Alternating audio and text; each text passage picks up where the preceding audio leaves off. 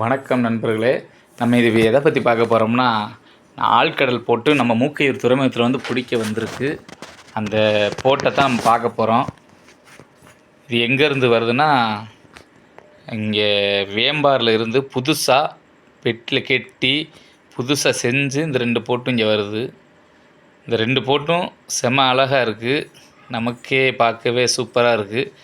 இப்போ எப்படின்னா, நாகப்பட்டினத்துக்கு போகிற போட்டு இந்த போட்டு நாகப்பட்டினம் போக முடியாமல் காற்று கொஞ்சம் உரமாக இருக்கிறனால நம்ம மூக்கையூர் துறைமுகத்தில் போட்டு வலை ஏற்றுறதுக்காக வர்றாங்க.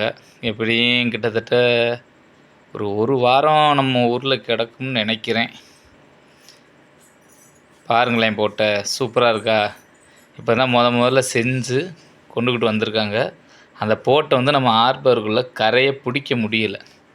ஏன்னா அந்த போட்டோட நீளம் ரொம்ப கூட, போட்டு திரும்ப மாட்டேங்குது.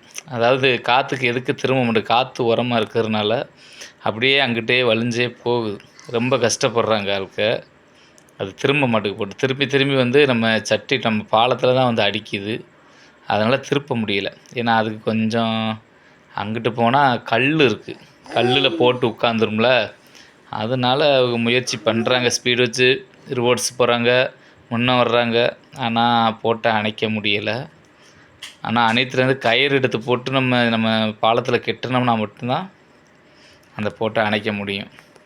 ரொம்ப நீளம் கூட இருக்கிறதுனால திரும்ப மாட்டேங்குது படக்குன்னு. 2 போட்டு வந்திருக்கு. 2மே பட்டையிலேருந்து இறக்கி புதுசாக கொண்டு வலை எதுவுமே இல்லை, எம்டியாக இருக்குது. போட்டு வெயிட்டே இல்லை. பாருங்கள் போட்டு இவ்வளோ அழகாக இருக்குன்னு. ஒரு வழியாக பிடிச்சி கரையை பிடிச்சாச்சு. கயிறு நான் சொன்ன மாதிரி கயிறு போட்டு தான் பாலத்தில் அணைச்சிருக்காங்க. இந்த போட்டு நீங்கள் பாருங்கள், சுற்றி காட்டுறேன் உங்களுக்கு எப்படி இருக்குன்னு காட்டுறேன்.